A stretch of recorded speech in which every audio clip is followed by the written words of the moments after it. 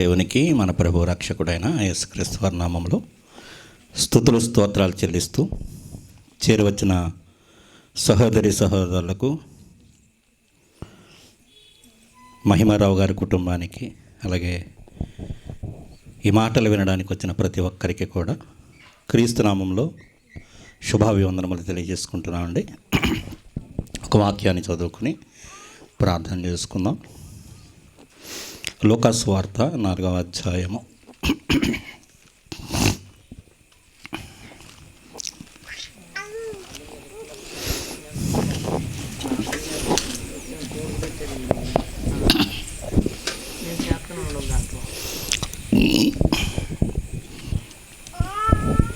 లూకా సువార్త 4వ అధ్యాయము 17వ వచనం 18వ వచనాలు. ప్రవక్త అయిన యెషయా గ్రంథము ఆయన చేతికి ఇయ్యబడెను. ఆయన గ్రంథము విప్పగా, ప్రభువు ఆత్మ నా మీద ఉన్నది, పేదలకు సువార్త ప్రకటించుటకై ఆయన నన్ను అభిషేకించెను. చెరలోనున్న వారికి విడుదలను, గుడ్డివారికి చూపును కలుగునని ప్రకటించుటకును, నలిగిన వారిని విడిపించుటకును, ప్రభువు హితవత్సరము ప్రకటించుటకును ఆయన నన్ను పంపి ఉన్నాడు. చిన్న ప్రార్థన చేసుకుందాం. దయగలిగిన మా కన్నత ఘనమైన అతి శ్రేష్టమైన మీ నామమునకు స్తుతులు స్తోత్రాలు దేవ. తండ్రి యొక్క సువార్త కూడికను తండ్రి నడిపిస్తున్న విధానాన్ని బట్టి కృతజ్ఞతాస్తుతులు దేవ. అనేక పాటల ద్వారా తండ్రి మిమ్మల్ని మహింపరిచి ఉన్నాము.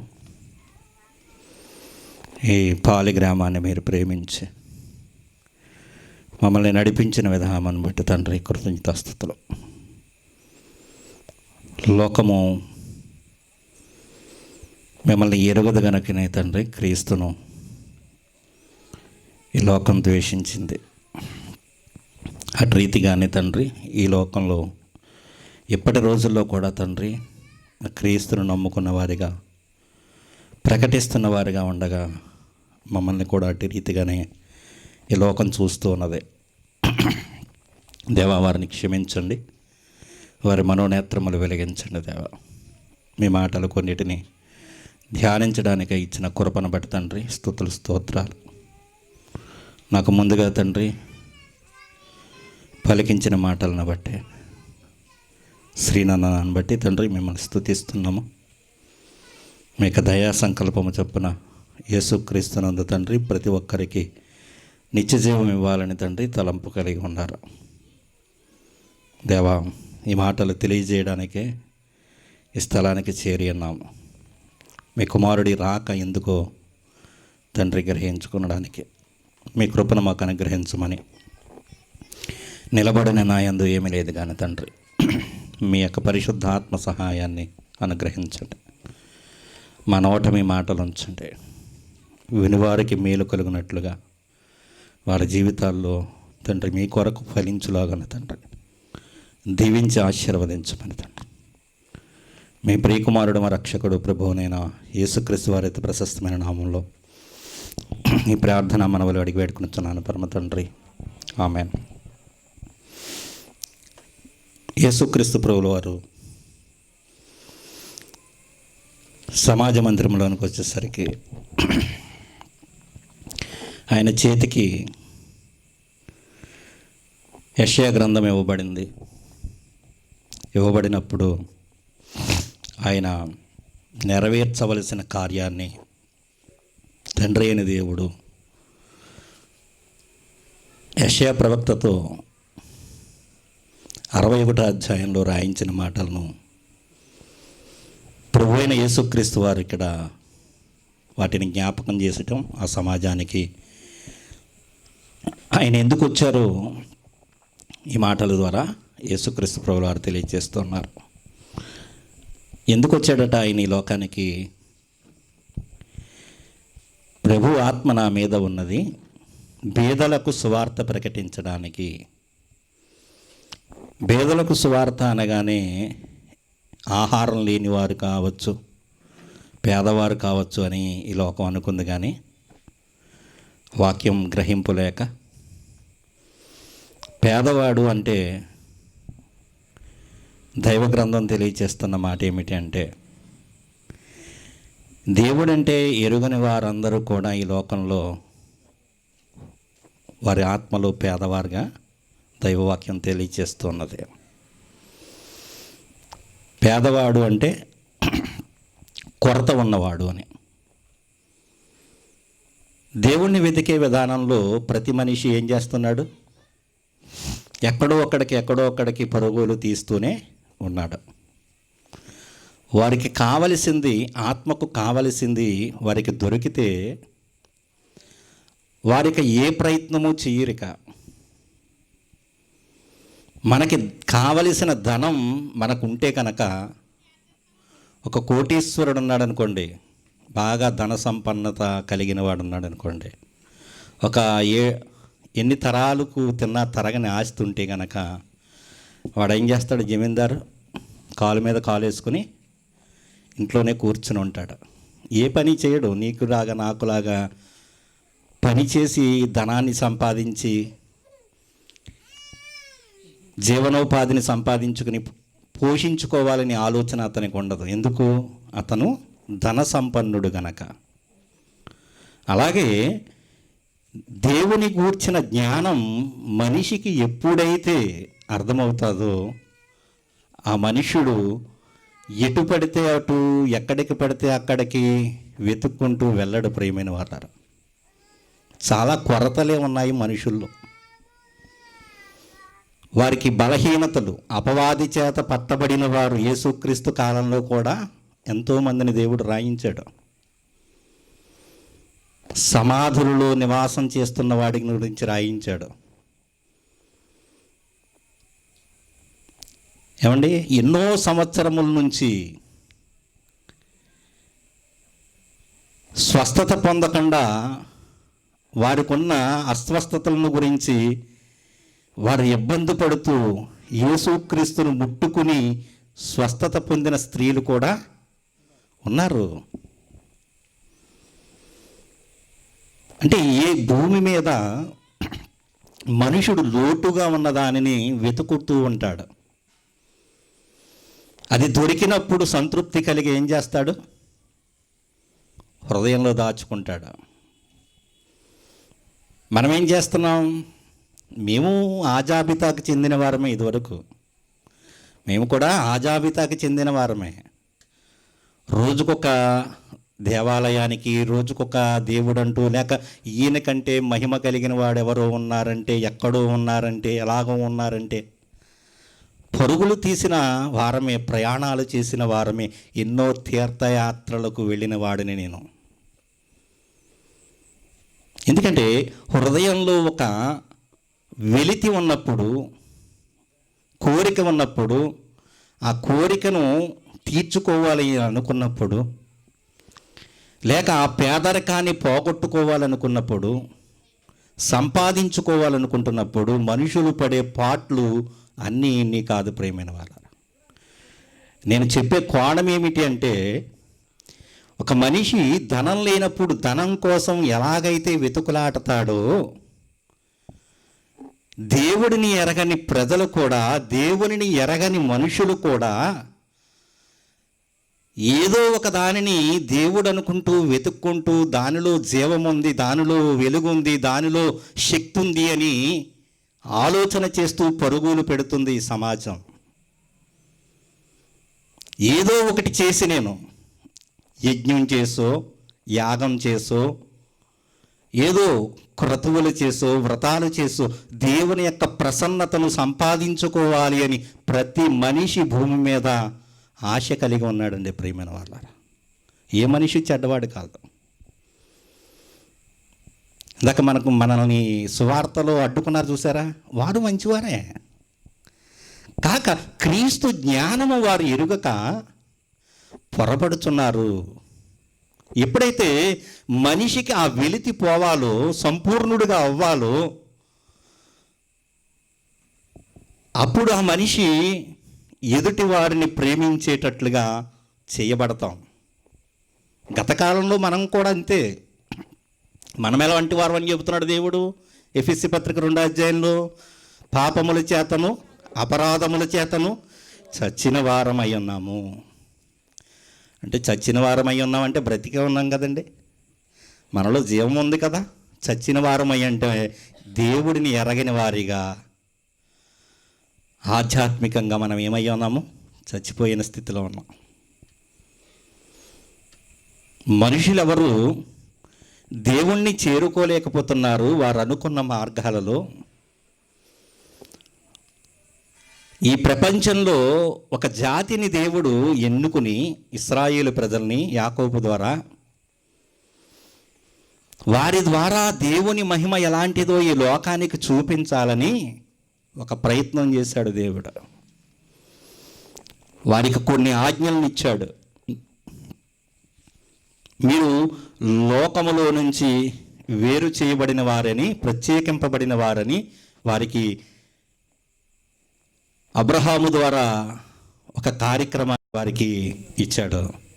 సున్నతి అనే నిబంధనను వారికి ఉంచాడు. ప్రియమైన వాళ్ళ, ఆ సున్నతి ద్వారా ఏం చేశాడంటే, ప్రపంచంలో ఉన్న ప్రజలందరికంటే మీరు ప్రత్యేకింపబడిన వారు, ఇదిగో నా కొరకు మీరు జీవించాలి, ఇదిగో దేవుని ప్రేమను ఈ లోకానికి తెలియజేయాలి, నా గొప్పతనం ప్రజలకు తెలియాలి అంటే ఆ గొప్పతనం మీలో నేను చూడాలి అని కోరిక కలిగి యాకోబు ప్రజలను, యాకోబు పిల్లలను అందరినీ ఆయన ఎన్నుకోవడం జరిగింది. ప్రియమైన వాళ్ళ, అలాగే మొట్టమొదటి కుటుంబమైన ఆదాము కుటుంబాన్ని ద్వారా కూడా దేవుడు మహిమ పొందాలని చూశాడు.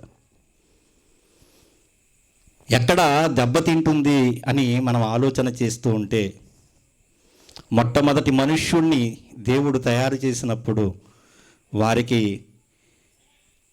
ఆహారం కష్టపడి సంపాదించుకునే అవసరత వారికి లేదు. ఈ భూమి మీద ఎలా ఉంది? వాళ్ళకొక తోటే ఉంది, ఏదైనా తోట ఉంది, ప్రతి వృక్ష ఫలములు వారికి పండుతూ ఉన్నవి, వారు ఎరువు వేసే పని లేదు. ఆ తోటకి 4 నదులను పారడానికి దేవుడు అనుకూలంగా ఇచ్చాడు. మనిషి ప్రయత్నం లేకుండానే దేవుడు వారి ఆకలిని తీర్చడానికి, వారికి సమృద్ధినివ్వడానికి దేవుణ్ణి వాళ్ళని ఆశీర్వదించినట్లుగా మనం ఆది కాండంలోని మనం చూసినట్లయితే అర్థమవుతుంది. ప్రియమైన వాళ్ళ, ఒక మాటను చూద్దాం. ఆది కాండం మొట్టమొదటి అధ్యాయము 26వ వచనం చూడండి.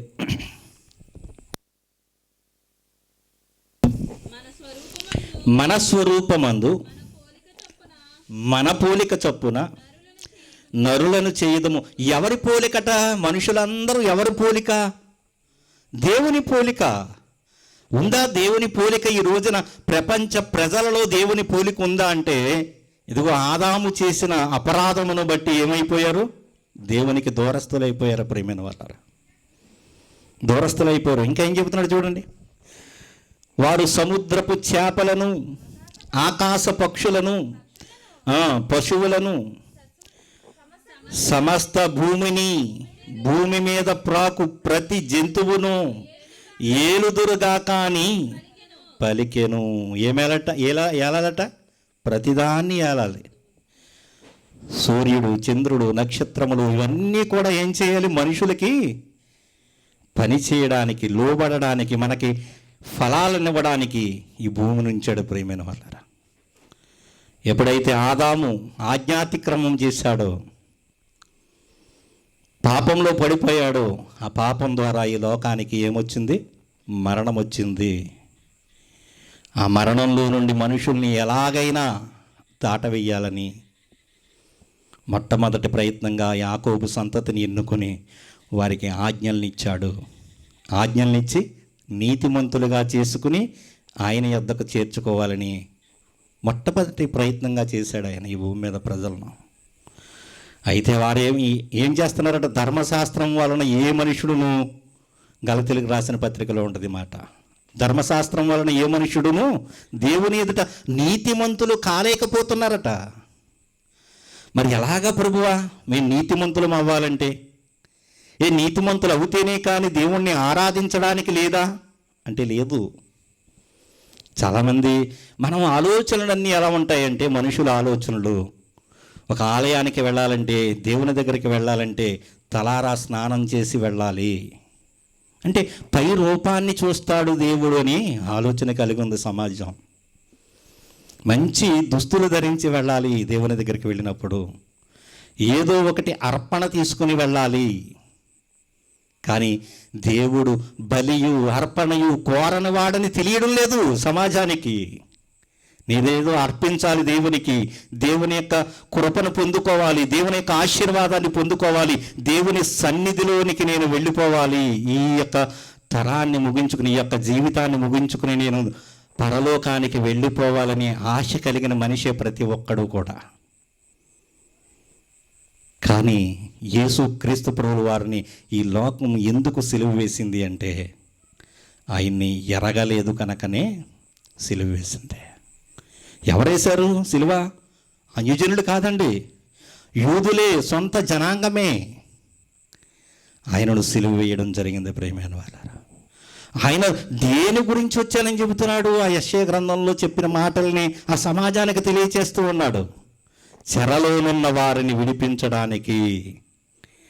ఒక స్వాతంత్రాన్ని తీసుకువచ్చిన సమరయూధుల్నే మనం జ్ఞాపకం ఉంచుకుంటున్నామే. ప్రతి మనిషి పాపము నుండి విడుదల పొందించడానికి యేసుక్రీస్తు కలువరి సిలువలో ప్రాణత్యాగం చేయడానికి ఈ లోకానికి వచ్చాడు. బలియు అర్పణయు నీవు కోరవు కానీ, ఇదిగో నాకు ఒక శరీరం అమర్చితివి. ఇదేంటి? బలి అర్పణ కోరని వాడు ఎందుకు శరీరం అమర్చాడు?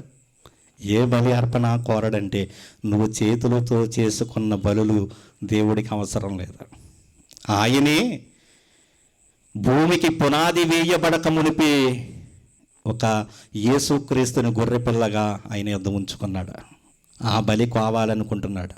ఎందుకంటే గొర్రెల యొక్కయు మేకల యొక్కయు ఎడ్ల యొక్కయు రక్తము చేత మనిషి మైలు పడితే కొంతవరకు దాని వలన విముక్తి ఉంటుందేమో, మైలు పడినవాడు విమోచించడానికి ఉంటుందేమో, హృదయంలో ఉన్న పాపపు చీకటిని తీసివేయడానికి అవేవి సరిపోవు.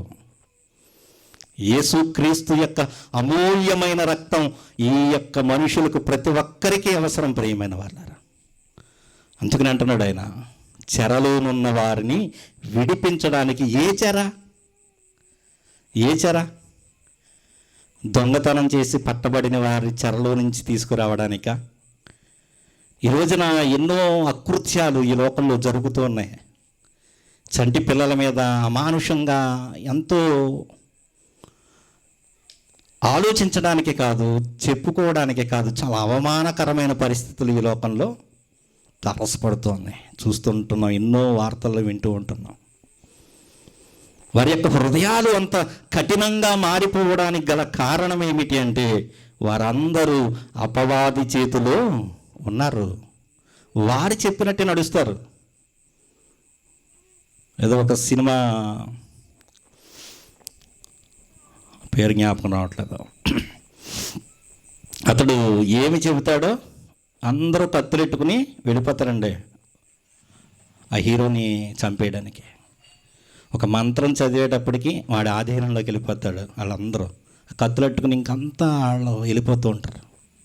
అలాగే ప్రపంచ ప్రజలందరూ కూడా ఎవరి బందీలుగా ఉన్నారు ఈ రోజున అంటే, అపవాది బందీలుగా ఉన్నారు. ఒక దేశం మరొక దేశాన్ని సరిహద్దుల్లో గొడవలు పడుతూ ఉన్నారు అంటే, ఒక కుటుంబం వేరొక కుటుంబంతో గొడవలు పడుతూ ఉన్నారు అంటే దేనిని బట్టి అంటే, ఇదిగో అపవాది ప్రేరేపణ వలన ప్రతి ఒక్కడు వాడి చేతిలో చెరపట్టబడి ఉన్నారు. అలాంటి వారందరినీ విడిపించడానికే ప్రభు అయిన యేసుక్రీస్తు ప్రభుల వారు ఈ లోకానికి వచ్చాడు. సర్వలోకమును రక్షించడానికి ఆయన ఈ లోకానికి రావడం జరిగింది. ప్రియమైన వాళ్ళరా, యేసుక్రీస్తు ప్రభుల వారు ఎవరికో దేవుడు లేక ఎవరికో రక్షకుడు అని ఆలోచన చేస్తున్నారు. కానీ ఈ లోకానికి ఆయన వచ్చినప్పుడు ఒక మాటను చూద్దాం, చూడండి ఒకసారి. లోకా సువార్త 2వ అధ్యాయం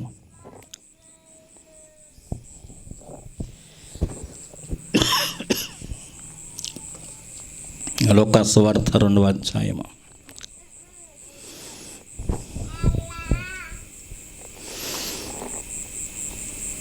25వ వచనం నుంచి చూద్దామండి.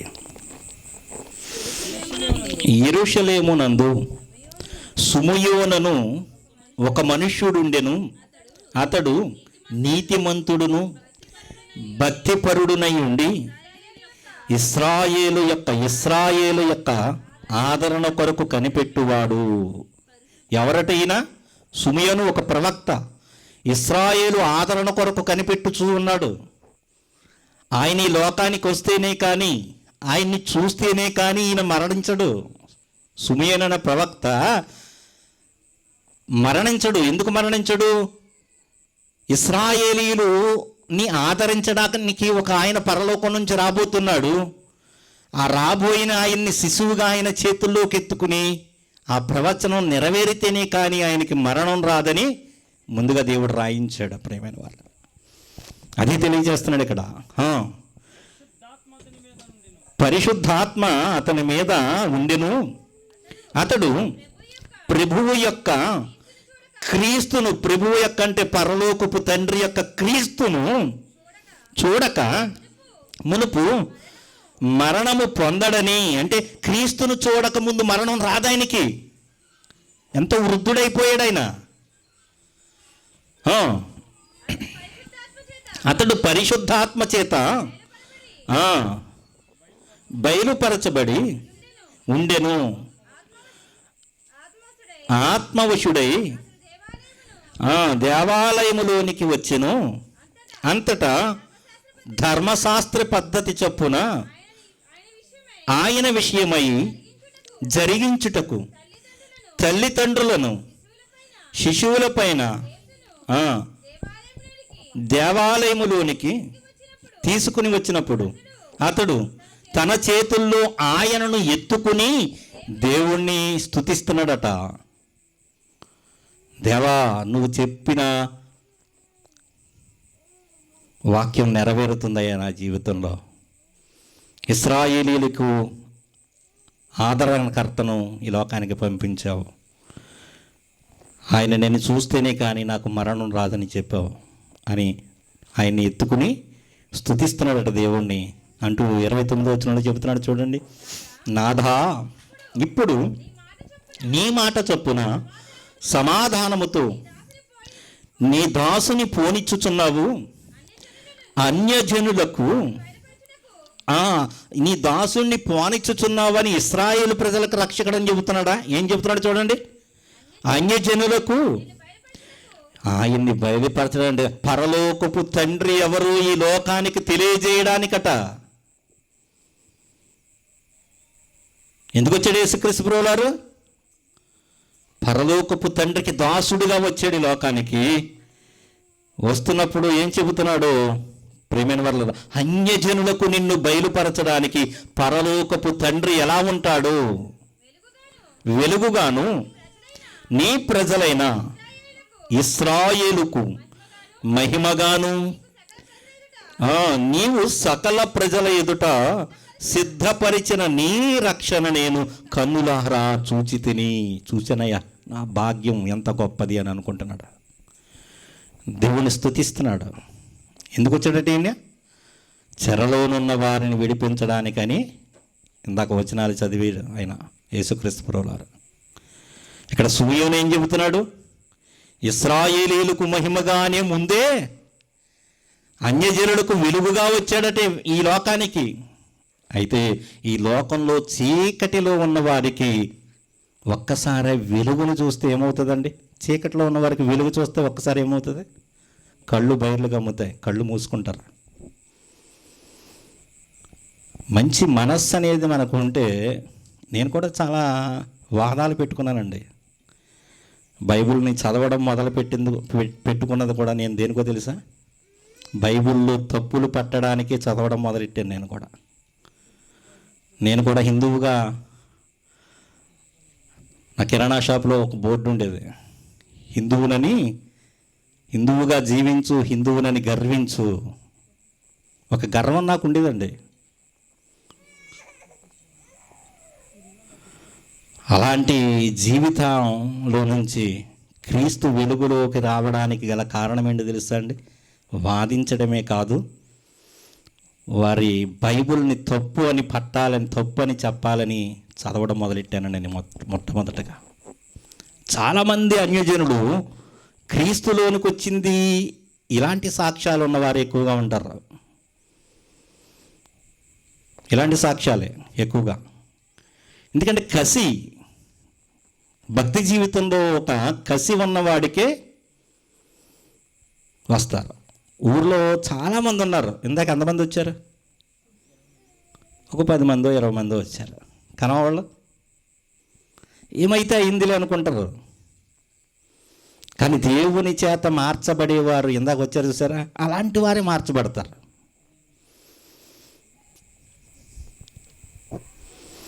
ఎందుకంటే బోధకులుగా ఇశ్రాయేలీయులలో ఎంతోమంది ఉండగా అపోస్తులుడైన పౌలు గారే ఏం చేశాడు? సంఘాన్ని హింసించాడు. దోషకుడుగా ఉన్నాడు. ఎన్నో దోషపు మాటలు మాట్లాడాడు. ఏంటి మీరు అసలు మోషే ఏం చెప్పాడు మనకి? మీరేం చేస్తున్నారు? ఈ కొత్తగా వచ్చిన ఆచారాలేంటి? ఈ వ్యవహారాలేంటి? మోషే మనకు చెప్పిన నియమ నిబంధనలు చాలా గొప్పవి కదా. మనకి ఆజ్ఞలు దేవుడిచ్చిన ఆజ్ఞలు చాలా గొప్పవి కదా. మీరేంటి కొత్తగా చెబుతున్నారు, మాటలు ఒల్లిస్తున్నారు, యేసుక్రీస్తు అంటున్నారు, సిలువ వేయబడ్డాడు అంటున్నారు. ఏంటి అసలు? ఎంతోమంది ఉన్నారండి ఆ రాజున బోధకులు. చాలామంది సీక్రెట్గా వస్తూ ఉంటారు. ఆనాడు యేసుక్రీస్తు ప్రభువు వారి దగ్గరకు కూడా ఒక ఆయన వచ్చాడు. ప్రభు ఏంటి మేమేమో ఒకలా చెబుతుంటే నువ్వేమో ఒకలా చెబుతున్నావు వాక్యం. అప్పుడు అంటాడు యేసుక్రీస్తు ప్రభువు వారు, ఒకడు నీటి మూలముగాను ఒకడు ఆత్మ మూలముగాను జన్మిస్తేనే కానీ పరలోక రాజ్యంలో చేరలేడు అని చెప్పాడు. నేను మళ్ళీ తల్లి గర్భంలో పుట్టాలా? ఇదేటయ్యా, ఇశ్రాయేలీయులకు బోధకుడుగా ఉన్నావు, ఇశ్రాయేలీయులకు బోధకుడుగా ఉన్నావు, ఈ విషయాలు తెలియవా నీకు? యోహాను చెబుతున్నాడు కదా, మీరు మారు మనసు నిమిత్తం పాప క్షమాపణ నిమిత్తము బాప్తీసం తీసుకోవాలని ప్రకటిస్తున్నాడు కదా. ఆయన అంగీకరించడానికి ఏమాత్రము మనస్సు లేదండి వారికి. అలా సీక్రెట్గా వచ్చినవాడు కాదు అపోస్తలుడైన పౌలు గారు. వాక్యం దగ్గరికి కొరడాలు జులిపించేశాడు, సంఘాన్ని హింసించేశాడు. మొట్టమొదటి శతాబ్దంలో క్రైస్తవులందరినీ ఏం చేశారు? చెల్లాచెదరు చేసి పడేసాడండి. అందులో మొట్టమొదటి సాక్షిగా నేను నిలబడతానని చెప్పాడు. స్టెఫన్ గారు మరణించినప్పుడు, ఎవరికి వారు బెదిరిపోయినప్పుడు, చచ్చిపోయాడని బెదిరిపోయినప్పుడు, నేనుంటాను సాక్షిగా, నా బట్టలు ఉంచుకోండి అన్నాడు. నేనే చంపానని చెప్తాను, నేను సాక్ష్యం చెబుతాను అన్నాడు. అంటే చంపేశారు. ఈ కేసు ఎవరి మీదకి వస్తుందో అని భయపడినప్పుడు ఆయన బట్టలు ఉంచేసాడట అక్కడ. అంటే సాక్ష్యం, నా బట్టలు ఎక్కడ ఉంచాను, ఏం పర్లేదు. అంటే ఎంత ధైర్యవంతుడు చూడండి. ఒక సిద్ధాంతానికి పౌరుషం ఉండొచ్చండి. ఎలాగా మాతో కూర్చుంటారా, మాట్లాడతారా? మేము నమ్ముకున్న విశ్వాసం కంటే మీ విశ్వాసం గొప్పదంటున్నారు కదా, కూర్చొని మాట్లాడదాం. అది తీరి. ఎందుకంటే ఈ లోకానికి తెలియంది ఏమిటంటే క్రీస్తు జ్ఞానము లేనివాడు. ఏమని చెబుతుంది దేవుని ఒక వాక్యం? కొరింథీయులకు రాసిన పత్రిక, కొరింథీయులకు రాసిన మొదటి పత్రిక,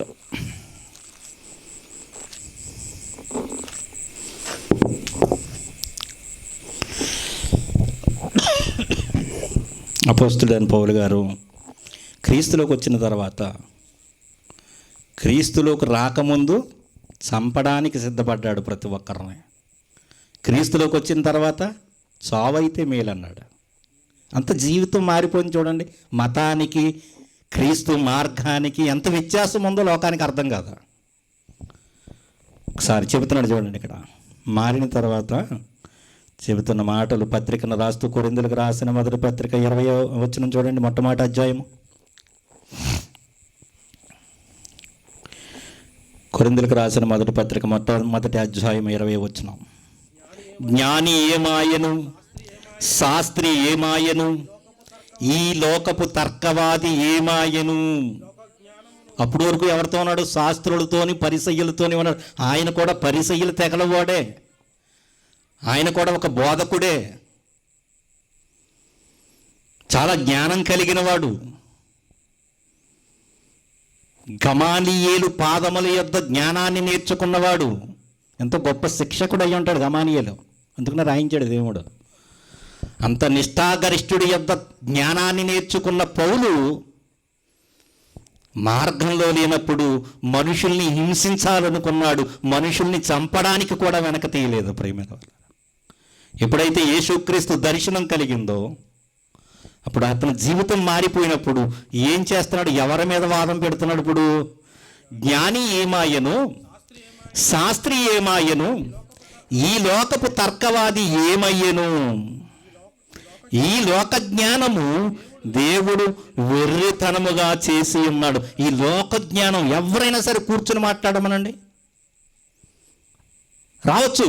కూర్చుని మాట్లాడితే డిబేట్ చేస్తే ఎంతటి జ్ఞానవంతులైనా క్రీస్తు జ్ఞానం చేత చెరపట్టి క్రీస్తు పాదాల దగ్గర పాడవేయచ్చు. వాళ్ళే ప్రేమకు లొంగిపోతారు. మనం పాడేస్తామంటే ఏదో చేయక్కర్లేదు. మనం ఆయన ప్రేమ అర్థమైతే ఆయన పాదాల యొద్దకు చేరిపోతారు. ప్రేమైన వాళ్ళ, బెంకముగా హృదయాన్ని కఠినం చేసుకుని మాట్లాడడం కాదు, కానీ మీ జ్ఞానం కంటే మా జ్ఞానం గొప్పదా? కూర్చో, మాట్లాడు, చాలా చక్కగా ఉంటుంది. అప్పుడు ఎవరి జ్ఞానం గొప్పది, ఎవరి విశ్వాసం గొప్పది,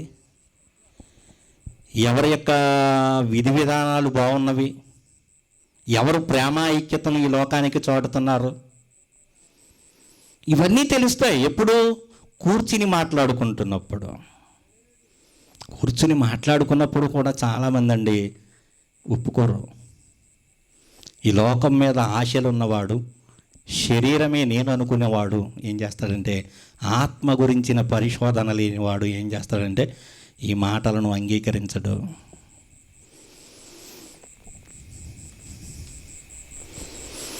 అపోస్తుడైన పౌలు గారు ఎన్నో చవి చూశాడు. ప్రియమైన వాళ్ళ, ఆయన మారిపోయిన తర్వాత కొరడా దెబ్బలు తిన్నాడు.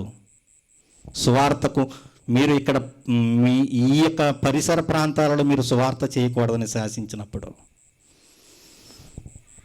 ఎన్నో అవమానాలు, ఎన్నో ఇబ్బందులు ఎదుర్కొన్నట్లుగా మనం చూస్తూ ఉంటాం. కానీ మతంలో ఉండగా అతను ఏం చేశాడు? ప్రతి మనిషిని హింసించాడు. మతం అంటే అంత కఠినమైంది. ప్రియమైన వాళ్ళారా, మనం కూడా అటువంటి పరిస్థితుల్లో నుంచే క్రీస్తులోనికి వచ్చిన వారము. క్రీస్తు ప్రేమను ఎరిగిన వారిగా ఈ రోజున మేము వధింపబడడానికి సిద్ధంగా ఉన్న వదకు సిద్ధమైన గొర్రెలము అంటాడు అపోస్తుడైన పౌలు గారు.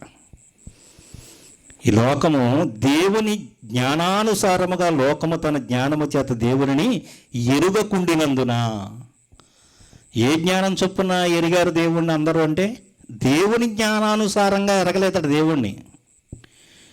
మేము తెలుసుకున్నదే దేవుడు అనుకుంటున్నారు, లేక మేము తెలుసుకున్నదే విశ్వాసం అనుకుంటున్నారు. కానీ ఇక్కడ అపోస్తులైన పౌలు గారు తెలియజేస్తున్నాడు, దేవుని జ్ఞానానుసారము. ఈ లోక జ్ఞానం దేవుడు ఎర్రతనంగా ఎందుకంటున్నాడు?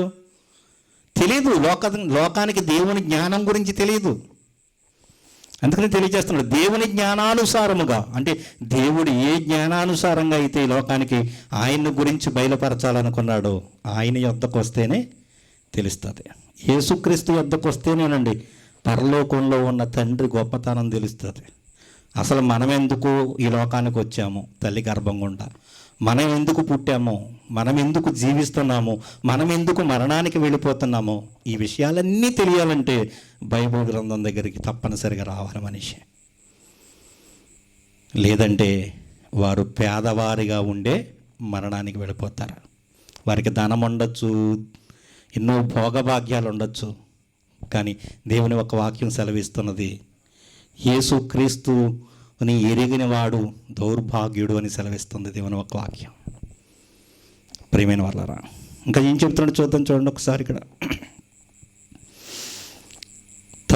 తన జ్ఞానము చేత దేవుని ఎరుగుకుండునందున సువార్త ప్రకటన ఎను వెర్రితనము చేత నమ్మువారిని రక్షించుటకు, నమ్మువారిని రక్షిస్తుందట. ఇది ఏ సువార్త?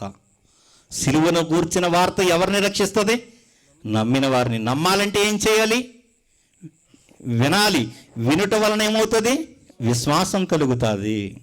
వినాలి కదండి అసలు మనం చెప్పే మాట. వినదగునెవ్వరు చెప్పిన వినినంతనే వేగిరి పడక. ఎవరిల్లు వచ్చారు పరలోకం అంటే? కూర్చుంటే మాట్లాడితే తెలుస్తుంది. ఈ రోజుకి ఖాళీగా ఉన్న సమాధి ఎవరిదైనా ఉందంటే భూప్రపంచం మీద ఒకే ఒక్కడిది, యేసుక్రీస్తు ప్రభుల వారిదే. ప్రతి ఒక్కడు మరణించాడంటే సమాధి చేయడమో, పూడ్చిపెట్టడమో, కాల్చడమో ఏదోటి చేయాలి ఈ లోకంలో. వచ్చిన ప్రతి మనిషి మరణిస్తున్నాడు, కానీ యేసుక్రీస్తు ప్రభుల వారు మరణపు ముళ్ళును విరిచిన వాడు.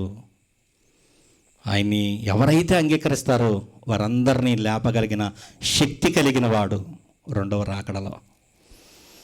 ఇంకా ఏం చెప్తున్నాడు? రక్షించుటకు దేవుని దయాపూర్వక సంకల్పమాయను. ప్రియమైన వాళ్ళారా, యూదులు ఏమడుగుతున్నారట? సూచక క్రియలను అడుగుతున్నారు. గ్రీసు దేశస్థులు జ్ఞానాన్ని వెతుకుతున్నారు.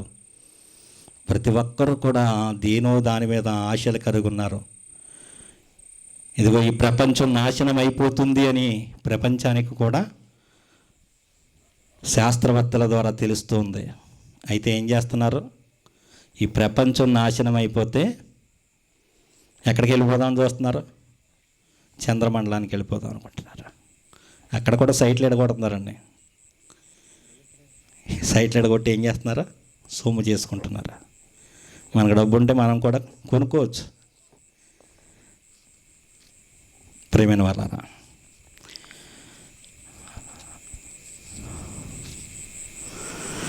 పేతురు గారు రాసిన మొదటి పత్రిక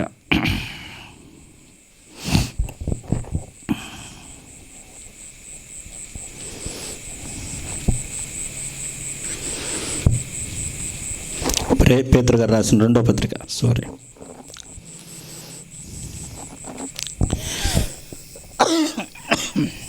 అంటే మనుషులకు ఉన్న జ్ఞానం కొద్దిగా కనుక వారు ఆలోచిస్తుంది ఏంటంటే, భూమి మీద మొట్టమొదటి నుంచి ఉన్న వాతావరణ పరిస్థితులు మారడం వలన, మంచు కొండలు కరిగిపోవడం వలన, వాతావరణంలో మార్పులు, సముద్రంలో కలుగుతున్న అలజడలు, ఇవన్నీ చూసి భూమి కొన్నాళ్లకు తారుమారైపోయేలా ఉంది అని ఆలోచన చేశారు. కానీ ఇక్కడ భక్తుడు తెలియజేస్తున్నాడు చూడండి, పేతురు గారి ద్వారా తెలియజేస్తున్న మాటలు దేవుడు. పేతురు గారు రాసిన రెండవ పత్రిక 3వ అధ్యాయము 10వ వచనం నుంచి చదువుతాం. సంగతులు మనకు తెలుసు కనుక. అయితే ప్రభువు దినము దొంగ వచ్చినట్లు వచ్చును. ఆ దినమున ఆకాశములు మహాధ్వనితో గతించుపోవును, పంచభూతములు మిక్కటమైన వేండ్రముతో లయమైపోవును, భూమియు దాని మీదనున్న కృత్యములను కాలిపోవును. ఇవన్నీ ఇట్లు లయమైపోవునని గనుక ఆకాశములు రవులుకొని లయమైపోవునట్టియు, పంచభూతములు మహావేండ్రముతో కరిగిపోవునట్టియు దేవుని దినపు రాకడ కొరకు కనిపెట్టుచు దానిని ఆశతో అపేక్షించుచున్నదట. ప్రియమైన వాళ్ళరా, ఏమైపోతుంది? భూమి ఒక్కటే నాశనం అయిపోతుందని ఆలోచన చేస్తుంది సమాజం. ఆకాశములు మహావేండ్రముతో లయమైపోతాయి, కాలిపోతాయి భూమి మీద ఉన్న కృత్యములన్నీ అని చెబుతున్నాడు. ఆకాశంలో ఇల్లులు కట్టుకుందామని చూస్తున్నారు. మనిషి ఆయుష్కాలం ఎంతండి అసలు? 60-70 సంవత్సరములు. ఈ 60-70 సంవత్సరములు అధిక బలమున్న ఎడల 80 సంవత్సరములు అయినను ఆయాసము దుఃఖమే. ఏం ప్రయోజనం? ఈ జీవితం కోసం కాదు, మనల్ని దేవుడు ఈ భూమి మీదకి పంపించింది. దేవుడితో నిత్యము పరలోకంలో మనం ఉండాలని దేవుడు కోరుతూ ఉన్నాడు. ప్రియమైన వాళ్ళారా, తిమోతికి రాసిన మొదటి పత్రిక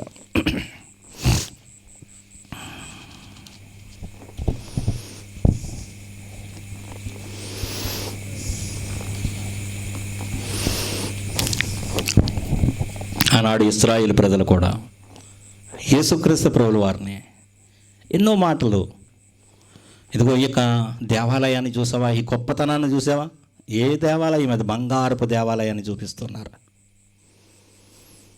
ఈ కట్టడాన్ని చూసావా, ఎంత గొప్పగా కట్టారో, 36 సంవత్సరాలు కట్టారని గొప్పగా చెప్పుకుంటున్నారు. కానీ యేసుక్రీస్తు ప్రభుల వారు ఏమంటున్నాడంటే, దేవుని ఒక వాక్యం ఏమంటుందంటే, దేవుడు వాటిలో నివసించడు అని దేవుని ఒక వాక్యం సెలవిస్తుంది. ఎక్కడ నివసించాలనుకుంటున్నాడు ఆయన?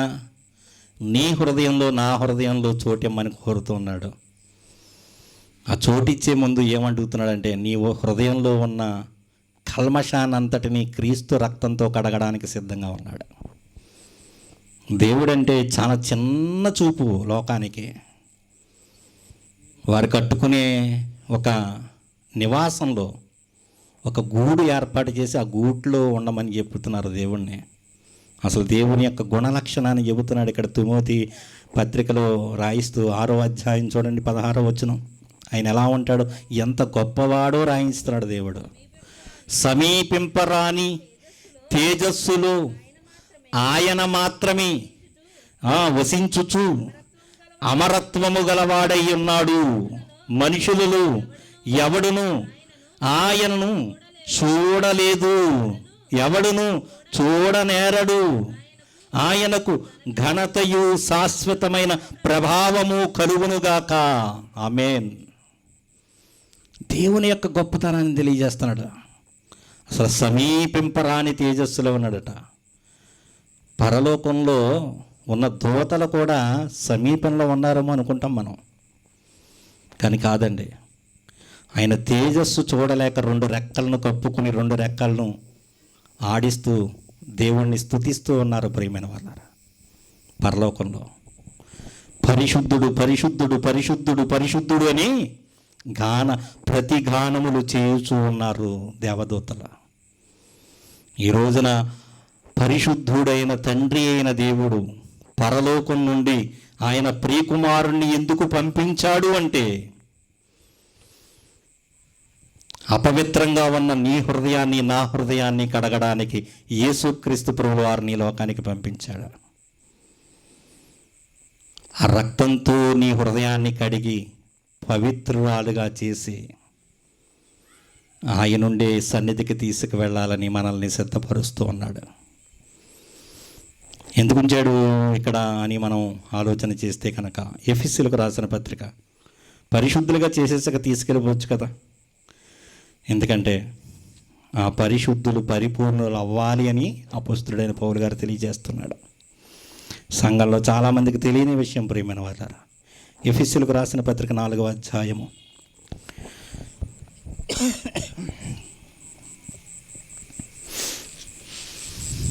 11వ వచనం గాని చూద్దాం. చూడండి, మనమందరము విశ్వాస విషయములోను దేవుని కుమారుని గూర్చిన జ్ఞాన విషయములోను ఏకత్వం పొంది సంపూర్ణ పురుషుల మగు వరకు, అనగా క్రీస్తునకు కలిగిన సంపూర్ణతకు సమానమైన సంపూర్ణత కలవార మగు వరకు అంటున్నాడు. అంటే క్రీస్తులాగా మారాలి ప్రతి ఒక్కడు. క్రైస్తవుడైన వాడు, యేసుక్రీస్తు రక్తం వలన హృదయాన్ని కడుక్కున్నవాడు, నీతిమంతుడుగా తీర్చబడ్డాడు. ఆ నీతిమంతుడు పరలోకానికి వెళ్ళాలి అంటే అర్హత ఏమిటి అంటే, క్రీస్తులాగా నీవు నేను మారాలి సంఘంలో. అందుకని పరిశుద్ధాత్మ బోధ ద్వారా మనల్ని ఏం చేయాలనుకుంటున్నాడు? సంపూర్ణత్వంలోనికి నడిపించాలని చూస్తూ ఉన్నాడు. ప్రియమైన వాళ్ళ, సర్వసత్యములోనికి నడిపించాలి. క్రీస్తులాగా మన స్వరూపాన్ని మార్చేయాలని. స్వరూపం మార్చడం అంటే మన గుణలక్షణాలన్నిటినీ, ఎన్నిటిలో నుండో మనం బయటకు వచ్చాం. వాటన్నిటినీ, ఆ వాసనలన్నిటినీ పోగొట్టుకోవాలంటే వాక్యం అనే ఉదక స్నానం ద్వారా మనం అనునిత్యము మన హృదయాన్ని కడుక్కుంటూ ఉంటే యేసుక్రీస్తులాగా మాట్లాడగలుగుతాం, యేసుక్రీస్తులాగా చూడగలుగుతాం, యేసుక్రీస్తులాగా ఈ లోకంలో ఎన్నో కార్యాలు చేయగలుగుతాం. యేసుక్రీస్తులాగా మారిన తర్వాతే పరలోకానికి తీసుకువెళ్ళాలని సంఘంలోనికి చేర్చాడు నిన్ను నన్ను. పరిశుద్ధపరచబడ్డాక తీసుకుపోవచ్చు కదా, ఎందుకు ఇక్కడ ఏ ఘనకార్యం చేస్తామని. పేతురు రాసిన మొదటి పత్రిక 2వ అధ్యాయంలో చెబుతున్నాడు, ఎందుకు ఈ భూమి మీద మనల్ని ఉంచాడంటే ఆశ్చర్యకరమైన తన వెలుగులోనికి పిలిచిన వాని గుణాతిశయమును ప్రచురము చేయ నిమిత్తము ఈ భూమి మీద ఉంచాడట. ఇంకా చూడండి, పేతురు గారు రాసిన మొదటి పత్రిక 2వ అధ్యాయము 9వ వచనం. అయితే మీరు చీకటిలో నుండి ఆశ్చర్యకరమైన తన వెలుగులోనికి మిమ్మును పిలిచిన వాని గుణాతిశయాలను ప్రచురం చేయాలి.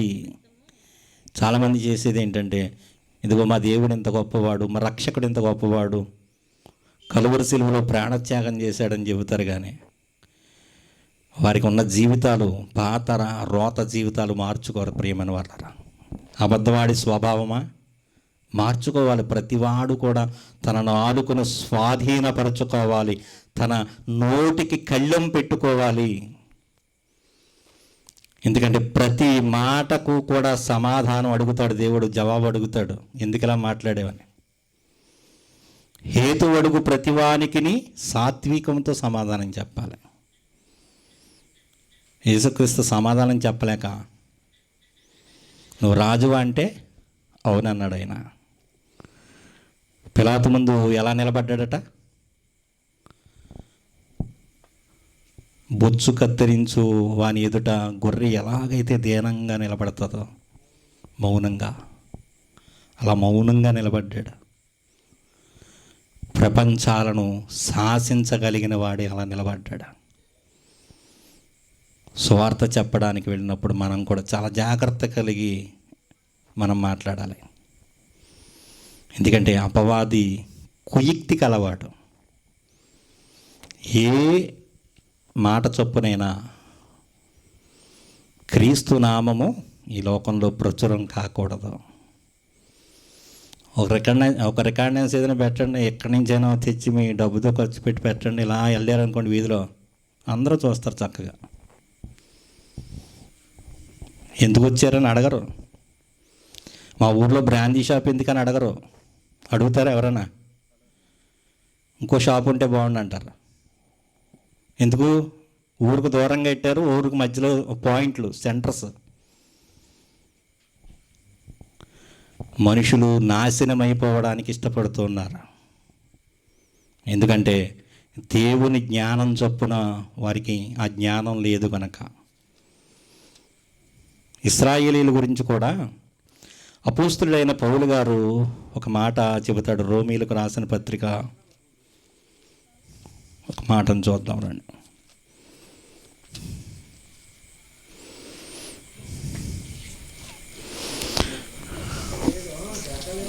ఉంచదాం ఒక నిమిషం.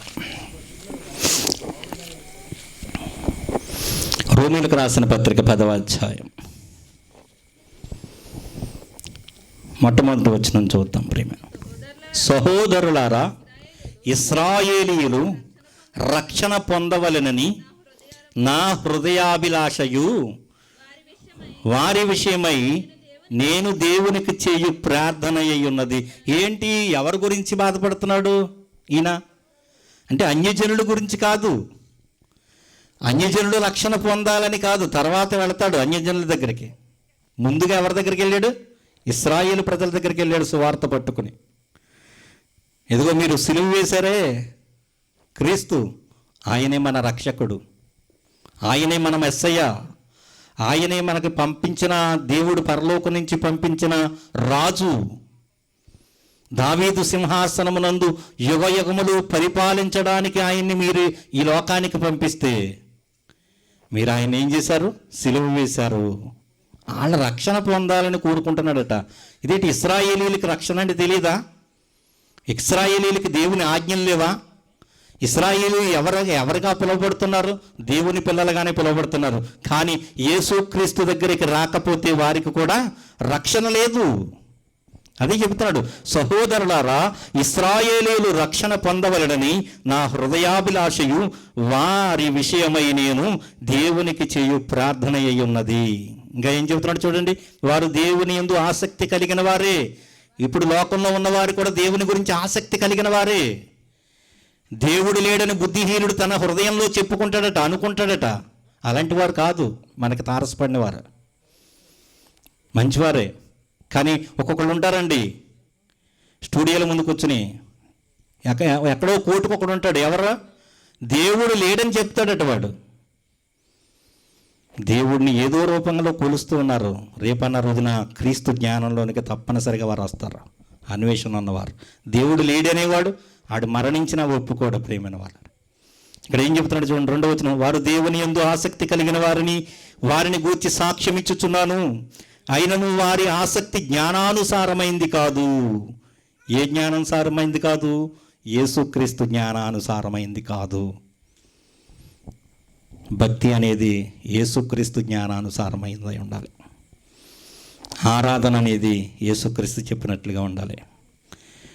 దేవుడు ఈ లోకానికి యేసుక్రీస్తుని ఎందుకు పంపించాడంటే ఆయన గొప్పతనానికి ఈ లోకానికి తెలియజేయడానికి. దేవుడెవరో ఈ లోకానికి తెలియజేయడానికి. సమరయ స్త్రీతో మాట్లాడితే ఏమన్నాడు ఆయన? దేవుడు ఆత్మ కనుక ఆయన ఆరాధించేవారు ఆత్మతో సత్యముతో ఆరాధించాలని తండ్రి కోరుతున్నాడయ్యా. ఆచారాలు పద్ధతులు ఏవేవో కాదు, మీరు అనుకున్నట్టుగా దేవుణ్ణి ఒక ప్లేస్లో పెట్టుకుని చూస్తున్నారు. మీరే దేవుని ఆలయాలు. మీ హృదయంలో పాపం ఉంది. ఆ పాపాన్ని కడుక్కుంటే కనుక క్రీస్తు రక్తంలో ప్రతి ఒక్కడు దేవుని ఆలయమే. ప్రతి ఒక్కడు దేవుని స్వరూపంగా మారతాడు. 2వ రాకడలో యేసుక్రీస్తు ప్రభువు వారు మనలందరినీ తీసుకువెళ్ళడానికి రాబోతూ ఉన్నాడు. సంఘమంతా క్రీస్తులాగా పరిశుద్ధమైన వధువులాగా సిద్ధపడాలి అని దేవుడు కోరుతూ ఉన్నాడు.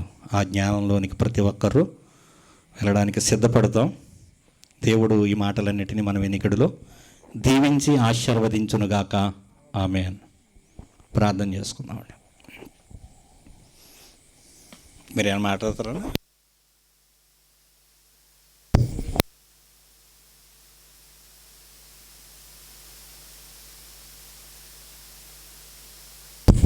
అందరూ నిలబడినట్లయితే ప్రార్థన చేసుకుందాం.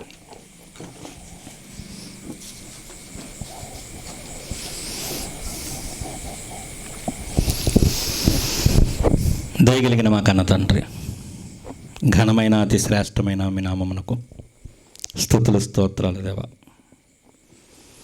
పాలిగ్రామమును తండ్రి మీరు ప్రేమించి నడిపించిన విధానానికై తండ్రి స్తుతులు స్తోత్రాలు.